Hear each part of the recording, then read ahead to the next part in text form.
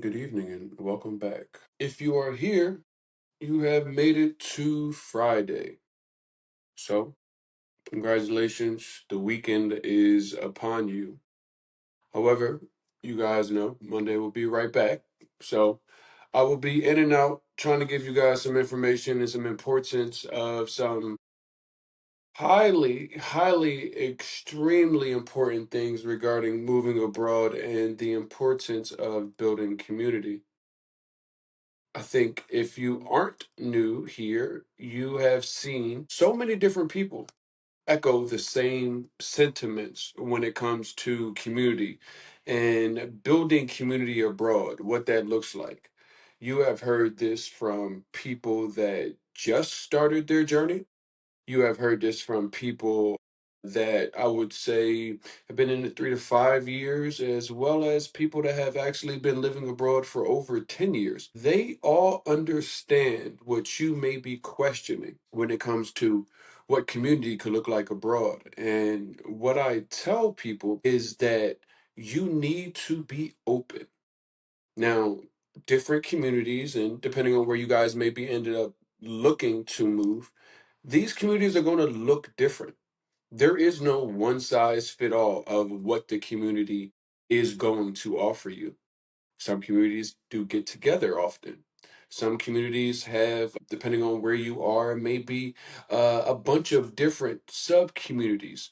I know in Medellin, they have so many different categories. If you like play basketball, if you like pickleball, if you like arts, these things are consistently being built up. And I tell you that as you go around the world, or at least as you are in the research stage, you are going to see disparities in some communities where you see robustness in others. Now, I tell you that this is going to be important because some people may have places on their radar that do not have established communities that are open. And this can be both expat and local. Because ideally, what you're looking to find are communities that can help you have an easier process in moving abroad. And what happens here, not here, but what happens in the United States is that we have gotten relatively far away from the importance of community and how that will help you, never mind just moving abroad, but even more so in general. In life, depending on how old you are, you may remember. I feel like the people that are usually watching my conversations or even listening, they're old enough to remember when community looked a certain way. There were neighborhoods where, you used to go outside, and if you were doing something wrong, your neighbor would be like, stop doing that. And you would probably stop doing that because you knew your neighbor, knew your mother or your father, and you had respect for your elders. And this isn't a respect thing, but more so how the community operated in the United States at one point. Nowadays, kids don't go outside. Families aren't getting together as much. I know that for a fact, thinking it was just my family, but I saw the other day where it was just like the number of family reunions is significantly down in the United States. And I know that to be a fact in my family. But shout out to those guys. Shout out to my family. He actually went this year for the first time in a while, was able to get some of the family members together to go to Punta Cana, the Dominican Republic. However, I will say that so many people in the United States don't have that anymore. They're not going to the family reunions. The cookouts are happening a lot less frequently, and you kind of miss out. With American capitalism, you have to realize that the what about us and building with each other thing, it tends to get lost often living in America. And when you go abroad, you may be still having some of that American not looking for community aspect on you. And you have to realize that community is going to be one of your biggest lifelines. And I tell you this because I've seen it actually work in person. We were on the other day, and Michelet and I were able to discuss a time where Somebody had a peanut allergy, came to Medellin, did not speak English, did not even know how to say I'm allergic to peanuts, never mind not knowing what the emergency number was. And the community in the middle of the night, I think it was like 2, 3 in the morning. So he reached out, said, I'm having a medical emergency. Can somebody help me? I am here. Somebody actually came and helped him. And I really appreciate not only community in general, but the Medellin community because it wasn't somebody he knew that helped him. And when you talk about community and wanting to build and being open to build with others, I will tell you when I first got to Medellin, their community and the WhatsApp groups that were there, they were interesting. Specifically when it comes down to Black folks, we were in communities that may not be safe to have certain conversations. So after months of, being there and seeing things unfold, some people decided to put something together that was for us that we could, commune with not only each other, but other people that are in the diaspora that are part of, Medellin, like that was important to us. And you'd be surprised how important that is to so many other people that actually go about living abroad and moving to certain places. So when we were putting this together, we wanted a place where it was going to be a safe space for us to be able to communicate, wanted to be able to get resources and get information should you just get here and not know where to start. If you needed help with finding somebody that could help with the visa or realtors to find a house, we didn't want it to be this scattered thing because we knew just how difficult it was. And considering what we had left, we were thinking that a lot of people like us would be also looking to land in where we were. And the opportunity to build that community is not something that everybody is going to take on. But what I will tell you is at least the being a part of it is an extremely beneficial process to you. And I mean, being a part of it, being in the WhatsApp community, going to some of the events, meeting different people. These things will help you get over things that are inevitable. Some people don't understand that you are still you, no matter where you end up going in the world, and things will go on. Your family and your friends that you've left in the United States, they're still going to get together. They're still going to go do things that at this point don't involve you anymore.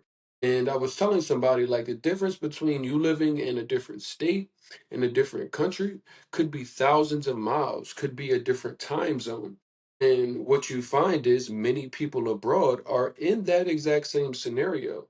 So find kindred spirit with somebody that's going through the same things, but not in a woe is me way, but those things came about so many times living in the abroad in Colombia and Medellin. Never mind even things that we were watching together all around the world, at least the people that were interested in it.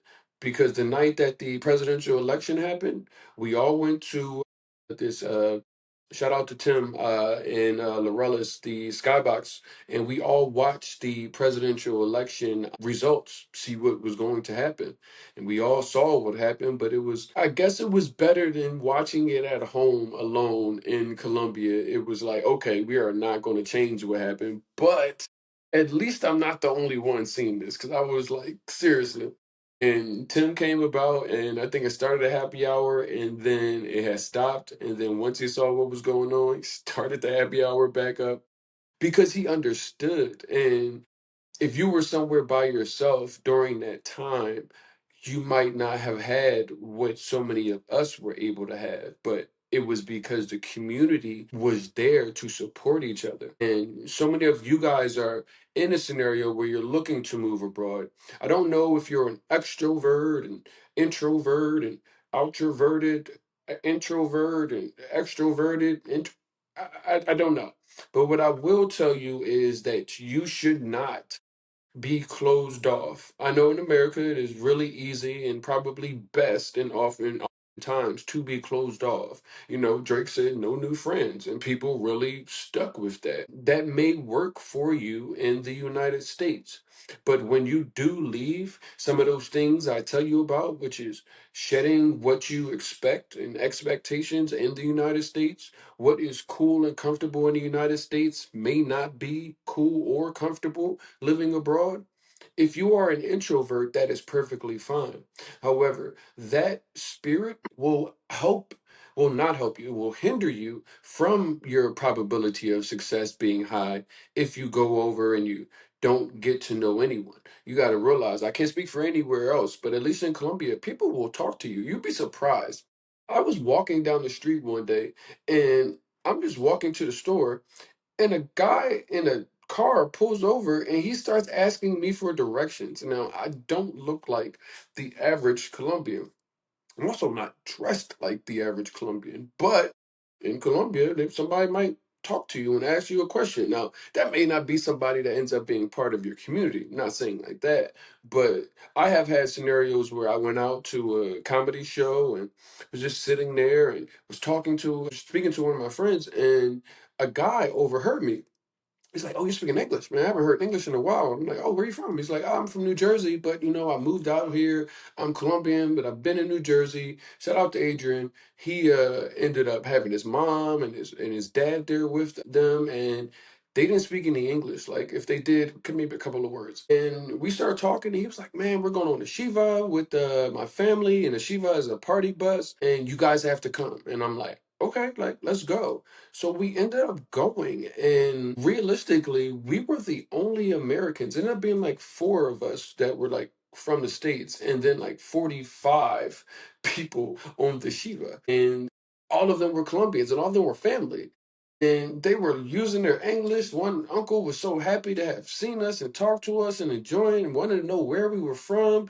And it was my first time ever on a Shiva, and it was around Christmas time. And anybody knows that Christmas in Colombia is amazing. And so everything is lit up. Man, we went on a Sunday, which do not go to a Shiva on a Sunday if you have to work on a Monday, because it was outrageous. The grandmom or the mom was popping bottles, the little fireball shots. Like, it was so much fun. And I was like, I wouldn't have had this experience if somebody didn't invite me, but I was open just from somebody sitting next to me, even to have a conversation. And so many of you guys go out and it's like, don't talk to me. I don't know you. And it's just like, I get it there, but you have to be open to being able to lower your drawbridge and say, okay, don't say throw all will and go with anybody and just do anything. I'm not saying that. You still need to be smart so you can be safe. But you're meeting people, whether it's expats or locals, and you can converse with them. Go with the conversation. Don't be so closed off. Think about a place like Colombia where people are walking down the street and saying, "Hello, how are you?" And they don't know you, but the common courtesy is to say, "I'm doing great. How are you?" And you could just keep walking and they'll keep walking. But even that is missed in the United States, and we often forget that.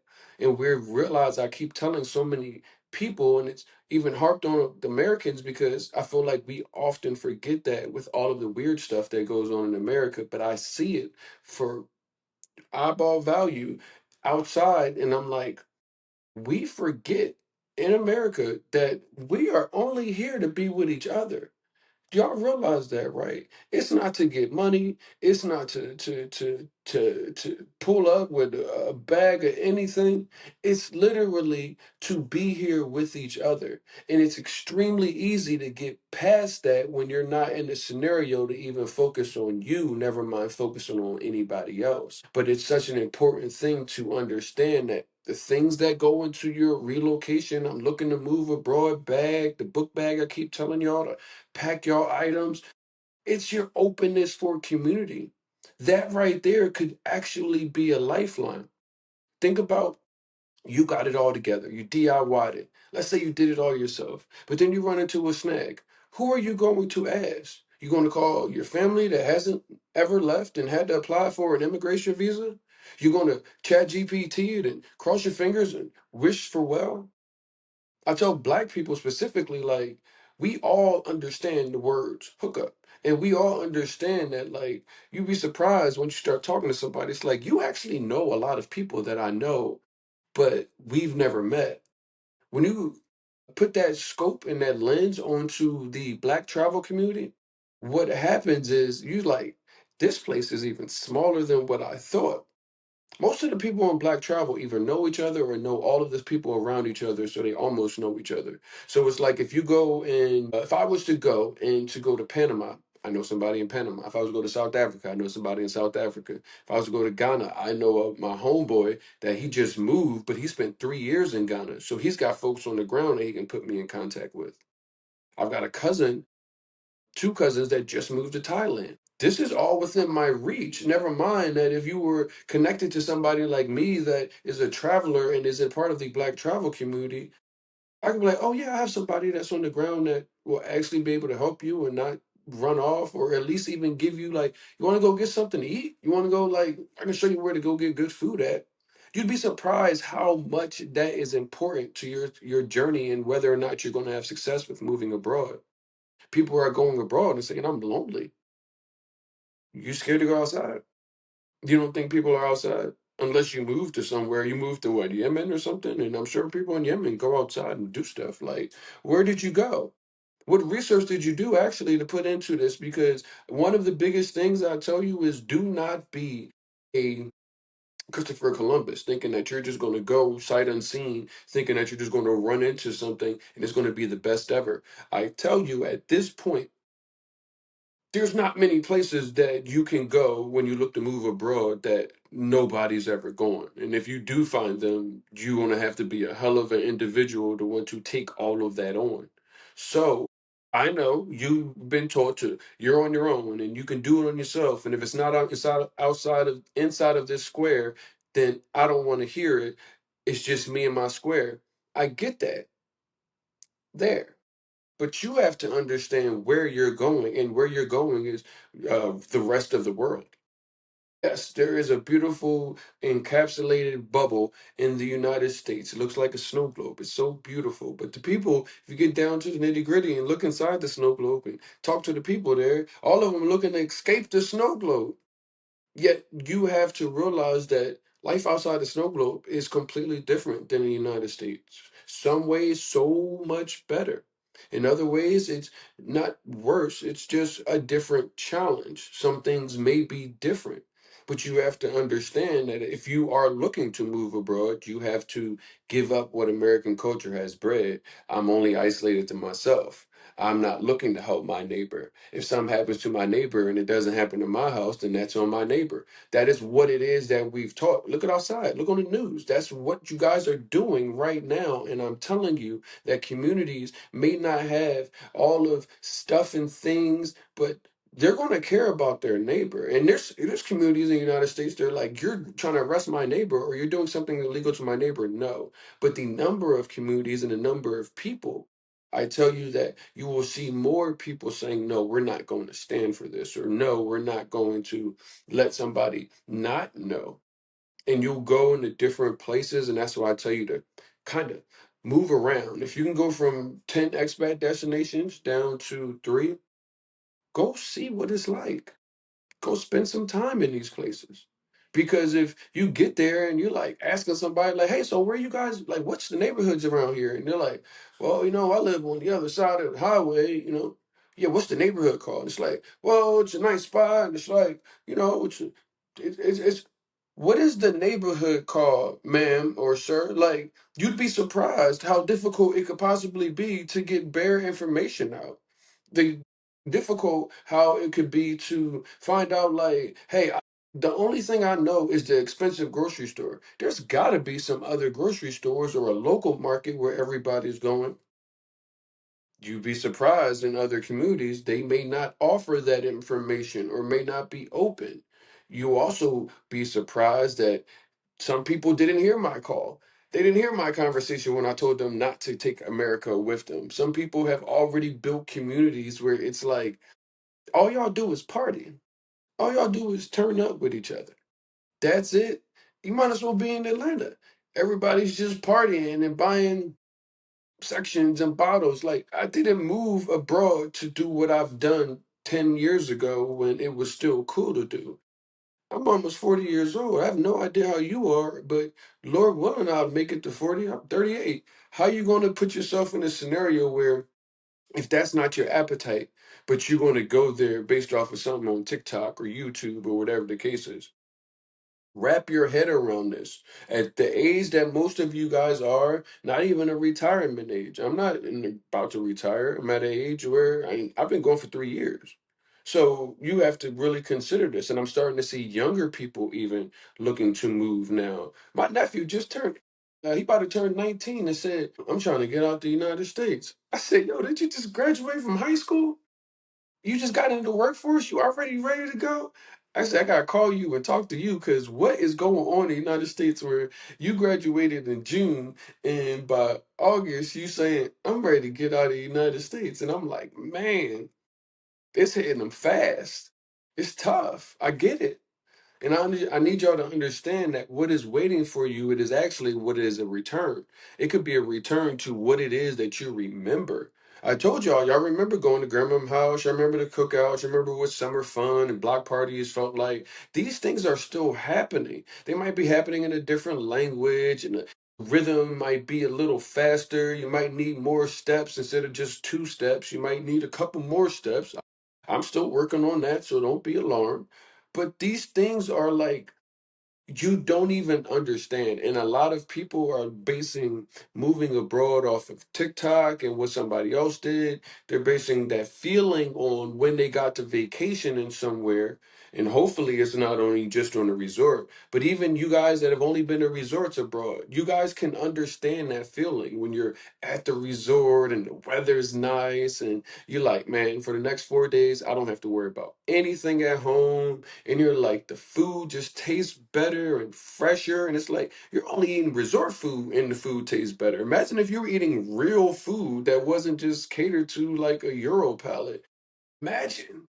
But these things are realistically seen. Once you get on the ground, you start realizing that you're going to have friends that may not speak your language as their first language, or they may not speak English, period.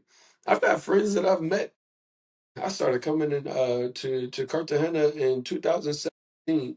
Literally, my boy Alex, and most people who have traveled with us definitely know Alex. Alex speaks a little bit of English now, a lot more than he used to. But for a while, Alex did not speak any Spanish, English, and I did not speak a lot of Spanish. But everybody knows him. My mother, my father, my brothers, my cousins, like everybody has met him over the years, and these things are so impactful when it comes down to you as a human being on this world. I've been to Alex's house. I've met his wife and his daughter. I mean, his daughter, his son. They have come to my house and stayed with me in Medellin. Like, I literally, and this is a person whose first language isn't English, and he doesn't even speak fluent English, but this is the reality of what life can be like. No, I'm not saying that you're gonna go find your best friend or all of the people that you meet abroad you can trust. That's not what I'm saying.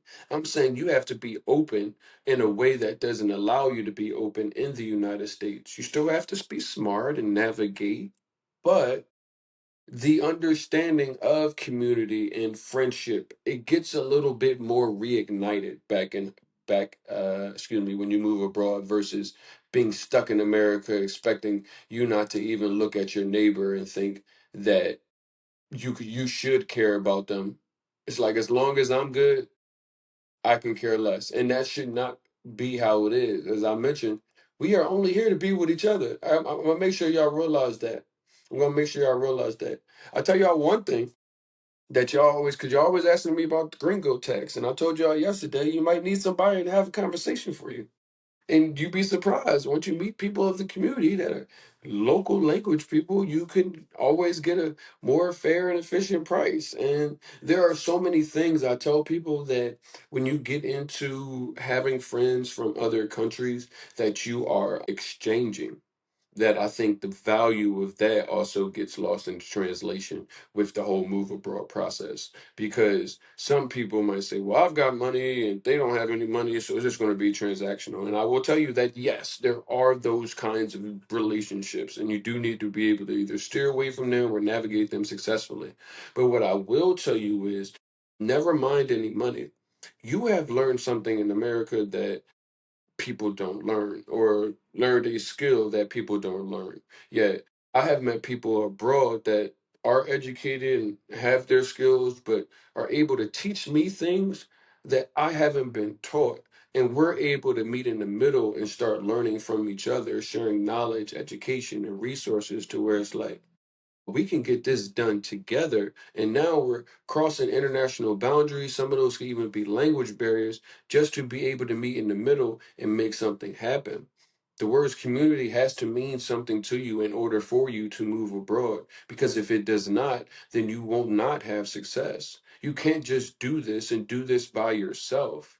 It doesn't even come down to just language. It's so many nuances that come into the move abroad process that I have hopefully been trying to break down for you, that lets you know that it's not just packing your things and throwing a dart on the board at a map and saying, let me go land here because they said it was $200 houses per month. Like, it's so much more than that. Even if that is true, these things have to be navigated correctly. Now, a lot of people aren't realizing that I am not endorsed by anybody when I say this, but it's factual. Your first steps to finding community abroad is going to be this. I'm gonna give you some two heads up because I know depends on who you are, you might not know. First thing you're gonna do if you don't already have one, and I don't want to hear any back talk about why I don't want to be on it, but you can't get this information anywhere else. It just doesn't work because the community aspect is not something that you can really like filter. You need to get back onto Facebook. Now, if you tell me there's another community place that, or what you're calling, but I've looked. But Facebook is a legitimate place that you are going to be able to put in, enter your expat destination and put in expats in here. Expats in Playa del Carmen, expats in Medellin, Colombia, expats in here. If you want to go where the black people are, black expats in here, black expats in this. Do that. Get back on Facebook and do that. And make sure you have a profile picture because you cannot be a ghost. People will be like, this looks like spam, so I'm not going to let them in the group. Be a person. But what you're going to be doing once you get in is literally just sitting there watching. Just start watching. You're going to start seeing people post certain things, different information. Might see some realtors in there. You might see some community events that are going on. You might see some questions that come up that might be questions that you have, but you're just watching. You start right there. There, you're going to be able to get free information. Now, don't get me wrong, because it's just people. So you still have to think about who is giving you certain things, but you can kind of put your finger into the community and, like, let me see what the temperature is here. Let me see how hot or cold it is. Is this an active community? What are they doing? And then one thing that a lot of Americans don't know, unless they are used to either traveling, they have family or friends that are abroad, the majority of the actual communities thrive not on Facebook. It's actually on WhatsApp. WhatsApp is used so much to the point where it's like, because I'm like, if a place, because I don't make international calls, so I'm like, if a place does not have a business does not have WhatsApp, they're probably like not getting a lot of business. Everybody has WhatsApp. You might have heard of it, you might not, but it is a media platform where you are able to call, message, create groups, communities, subgroups in them. These things are important to know because you might not even have heard of WhatsApp or might not even realize that that is that important. However, the thing about WhatsApp is you can't go online and search for a community. You got to know what the link is. But the only way you're going to get to the link is if you get into the Facebook group. But the only way you're gonna get into the Facebook group is if you're on Facebook. Once you get on Facebook, you can get into the Facebook group, and then you can possibly, depending on what you're seeing, start either. asking, and somebody say, "Yeah, I'll private message you." The the Facebook community, the WhatsApp community. And then you're able to get in, and there you have, oh, well, it's 400 people in this community that it was only 200 people in the one on Facebook. Oh, and they're just talking about things that they're doing on a Monday or a Wednesday, and everybody's gonna go here and eat to this week. They like go out and eat together. Or it's a sign up sheet for, I think in Medellin, there's been sign up sheets for the hip hop party bus. There's been sign up sheets for a spades tournament. I think they went for a day trip to like a day spa.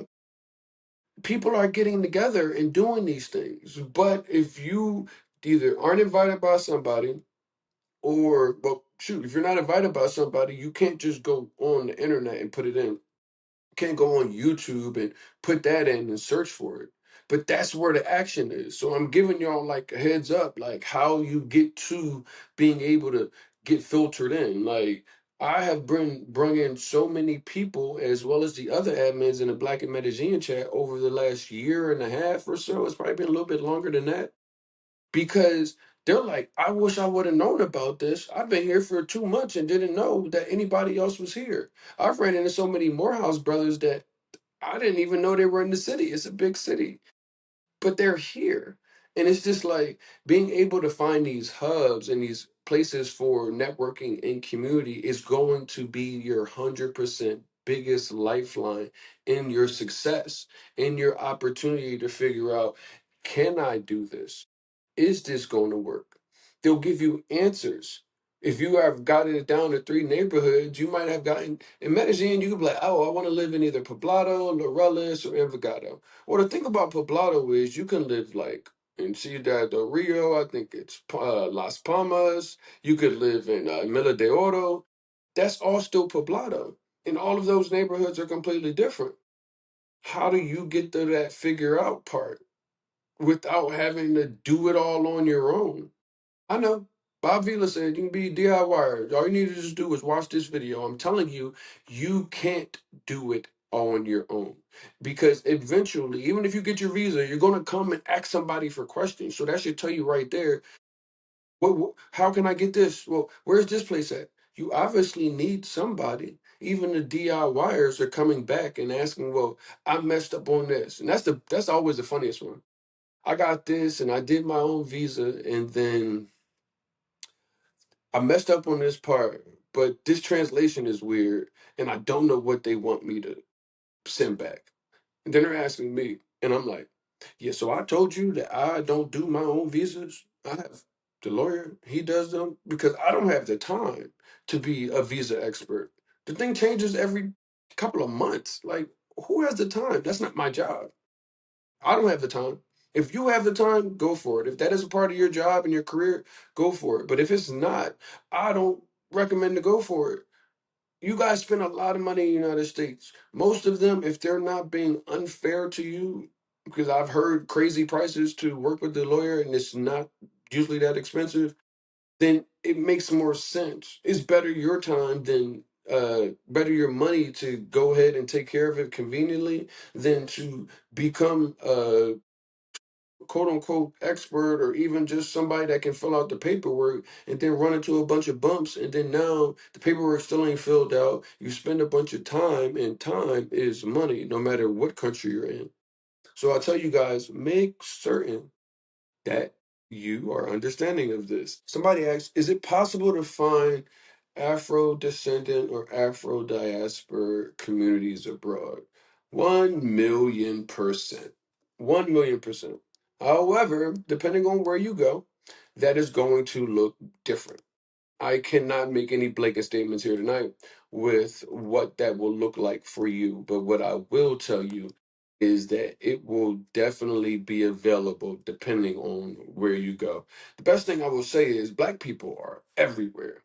Now, the communities that are open, I tell you, Medellin is such an amazing city. There are big expat communities, there are Afro-Colombian communities, there are so many different things you can get into. One of the groups in Medellin that does a really great job of doing things for the Afro-Colombian community, giving space for Afro X people of all over the world to be able to collaborate, work with, get learn from, just even commune with, is Origin and Culture. That, like I said, they do a great job at creating space and opportunities for people. Anybody that comes to Medellin, I'm like, hey, if you're there on Thursday, you need to go to this.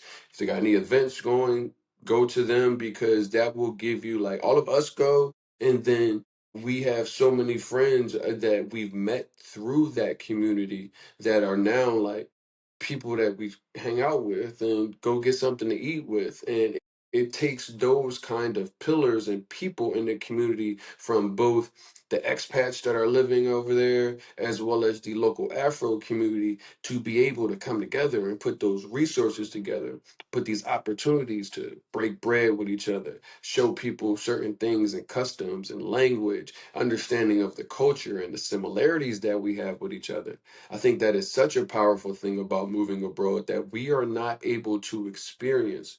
So many people online are thinking that Black people are just in America. I remember when I first got to Colombia and I was at one of the Origin and Culture events, and I took a picture or a video, and people were like, why is there so many Black people in the room? And I'm like, what are you talking about? They're like, yeah, yeah, yeah. There's a lot of Black people. They're all Americans. And I'm like, I'm actually like, maybe there's only three of us total, 30 people in here. Like, they look like us. And I'm like, what are you talking about? But that is where the American education only stops. We don't realize that every Black American that was a part of the slavery scenario. They were the last people. The slavery scenario started way earlier than what it got positioned into with America. And then you have places like Colombia, Brazil, entire Caribbean, where these things were being done for so long before the people that became into the United States were actually brought there. So we're kind of like the last of slavery. We're not the beginning of it. And more people that are getting abroad for the first time, seeing what it is, and you seeing how close they are still to traditions that we may not remember, but still feel so unique and similar to something that we've done with our family and friends back at home. And it's such a beautiful sight to see. And I think for Black people that are looking to move abroad, I tell you, that is one of the biggest things if you go with intention. Now, I tell you, if you have places that aren't natively or of the diaspora, then you may have a tougher time getting that outside of an expat community. Whereas if you are going to places like Panama, or you're going to places like Belize, or you're going to places like Colombia, these things are accessible depending on how much thirst and appetite that you have for them. But I tell you, they are some of the most beautiful experiences from a community aspect, from a who you are aspect, what makes you you. It makes you look at the entire global diaspora in a different way, like an opportunity to learn what your head forgot, but your spirit remembers. These things are so powerful to people that look like us. I get so many people booking Cartagena, and they're like, "Oh, I'm going to Cartagena," and I'm like, "Listen, I can hear on the phone you are a person of the diaspora. I tell you to go all the way to Colombia and not and go to Cartagena, and not to go up to a place like Palenque, the first free town in all of the in all of the Americas for Africans. This place was free before the United States became the United States. These things are reality that we need to go about uncovering, and it's hidden treasures of our community. We were just the last people, guys. So I need y'all to understand that community is something that has already been positioned in our soul. We remember it when we were younger, and it used to be more community based. You think that when you get abroad that that's just going to be the same thing that you've experienced in the United States? It could be, if you are in a position to have your drawbridges high and you don't want to talk to anybody, you're not looking to meet anybody. But if you're able to lower your drawbridges, maybe learn a little language, maybe try some new foods, go somewhere and you be the only English speaker. You'll be surprised. You're not even speaking English, but you're like, they may not speak English, but you're like, yo, I know what they're saying. I've seen this before. I can feel the energy. And that part is going to wake you up to saying, okay, I need to learn what they're saying. But also, it's like, this feels familiar. And that right there can quell some of that homesickness that people may be looking at when they're moving abroad, quell some of that opportunity to feel like, well, maybe I should just go home because I'm not really having any fun. Well, you're probably not going to have any fun in a new country and a new culture, and you have nobody to say, hey, you want to go here? Because I know where to go and how to get there and how to navigate. One of the things I appreciate the homie Miss Chalet for doing, because she takes people on the fruit and market tour. And I think that is important from two perspectives. One, you can definitely get some great groceries there for way cheaper than you're going to get at Corulla in Colombia. But the second thing is you can see her navigating, talking to the local vendors, using her Spanish. Sometimes it sounds perfect. Sometimes she might say something and then be like, oh no, I meant to say this. And then, but it's just, it shows you what somebody that is willing to get out here and not only do it because this is how I'm going to be successful, but show other people how to be successful.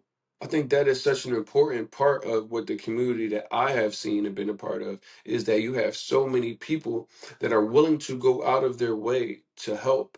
They're willing to go out of their way and say, you know what, I'm going to save this. So anytime somebody asks, my boy Dave, anytime somebody asks about scam, getting rental scam, he got like a whole script. He's like, here you go. And we actually got a group to help you find rental people that aren't going to be scamming you. And it's like, you may not get that everywhere, but you need it. And you can only get an understanding of what this looks like if you start following some of these things. You get on Facebook, or you at least go right to the source. Jump in with me and say, hey, I'm coming to Medellín next week, or I'm here, or I'm on my way at the airport. Would love to get into the community so I can understand what may be going on that week. No problem. Gladly. We want the community to build because you might have a resource or you may have some knowledge or information that somebody else doesn't have and they need that we don't have. And we are able to give you all of the information and the resources and the knowledge that we have. Nobody's looking to take from you that is a part of the community. What we're looking to do is build a community so that so many of us don't have these safety nets to land on, these opportunities to feel like we are supporting each other in a way where it's not just my success, it's our success. You start to see more, especially as an American looking back into America, how important these things are when everything is so divisive in the United States. You either a blue or you a red. You are a conservative, you're a liberal. You are this or you are that. You either think it's this way or people should be this way. It's a what side of the line you are on in so many ways. And don't saying that these things don't exist on the other side of TSA. What I'm saying is, despite the noise, people are willing to fight through it and fight for what it is that they're looking for. Humanity, community, the opportunity to build with each other and say, I've got something to bring to the table. And you, where you are in America, you have something to bring to the table. The community can always use positive people that are looking to learn, looking to build with each other. Some of the things and people that I've let in, I think it's dope because I'll go and say like, okay, I'll approve this person, and the person will get in, and the first day they're like, hey, I'm so and so, and I'm here, and I just got here, but I'm looking to meet everybody, and I love to see what everybody's doing. And then other people, they might have been there for a month, and now they're like, I've been able to put this together, and now the community has these things that are available. And it's like, this is why we did this. People are leaving America with skills, with resources, not understanding that value is actually in these things and not, well, how much money do you make or what kind of clothes do you have on your back? It's about like, how can we build with each other? And by building with each other, what can we get accomplished together? I've seen that come together so many times. The people that you've seen me on these podcasts with, these are all people open to build with each other. The things that I'm doing is crossing borders, international borders, coast, international waters. Like, we are places in Africa right now, and it's just like, this is only because of what I'm telling you here tonight. Community is your way out of the United States. It is going to be your sustainability to stay out of the United States. You're going to need a hookup. I guarantee it. As long as my name is RJ, you can guarantee that community is going to be what it is that you need. But it's about what you are going to do with the opportunity to commune. Do you sit here with your guardrails up and don't want to talk to anybody? Aren't willing to bring what you have to the table of the community? Are you going to take that shiesty behavior and that cutthroat behavior? And if I get it first and nobody else does, then that's on them. I stay and tell you to stay where you are. We actually don't need that. Not the local community, not the expat community, not any community. That is a very American mindset. And what I need you guys to realize is your mindset is going to shift if you do it the right way, but it will shift in a way where you are reset and understanding that the only reason we are here is for each other. That's the only reason we're here on this earth.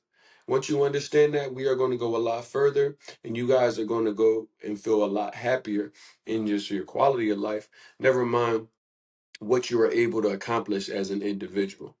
These things are so important, and I really hope you guys definitely understood that tonight. We are going on 47, 48 minutes. It has been a pleasure. Usually I go about an hour, but it is Friday. I want y'all to go out, have a good time, enjoy yourself, go commune with somebody. Maybe you meet a new friend tonight. Maybe you meet somebody that lives abroad and just happen to be still in the United States. And you reference this conversation. Who knows? What I want you to do though is, if this is for you, make sure you are following. You guys need to be on Black Expat Life Abroad. That is where all of these conversations live. Those things are always going to be available to you. You can watch them at any point. We are now going close to over 100. So thank you guys for always sharing these things, but you do need to continue sharing. If you know somebody that is looking to move abroad and they're like, where do I start? What do I do? I have covered so many topics. I have so many more things that are coming for you. The new website is, I was told, it's 95% done. So hopefully by next week, we'll be giving you guys some information on how to get connected in Colombia and Mexico and Panama and South Africa, some of the top places in the world for Black people that are looking to move abroad. I'm excited to have built this community. I'm excited to have built this platform for the people that look like me. I want y'all to make certain that you are doing something that is going to put a smile on your face. So one thing you can do is make sure you are sharing this, and then two, make sure that this weekend you are staying safe. And make sure you come back on Monday. I will be right back here. Make sure you're back here around about 6 o'clock p.m. Daylight saving time is coming soon, so there will be an adjustment in the schedule. But until then, I will see you guys. If you need me, make sure you guys go to Black Expat Life Abroad. Jump in the comments. Let me know what you guys may want to talk about or hear about. You guys can also go to Mood Travel Colombia. That is two O's in Mood, two O's in Colombia. There you will find information on relocation. You can take the mood test. We narrow down which of these Colombian cities you may be interested in. You can also get free resources, get connected with our experts, as well as go on there and sign up for our video on demand. There's over 6.5 hours of relocation content for you that's on demand. All you got to do is access it. MoodTravelColombia.com, two O's in Mood, two O's in Colombia. My name is RJ. It has been a pleasure on a Friday. I will see you guys on Monday with some more exciting information about how you can get the hell out of the United States. Y'all stay safe. I will talk to y'all and see y'all soon.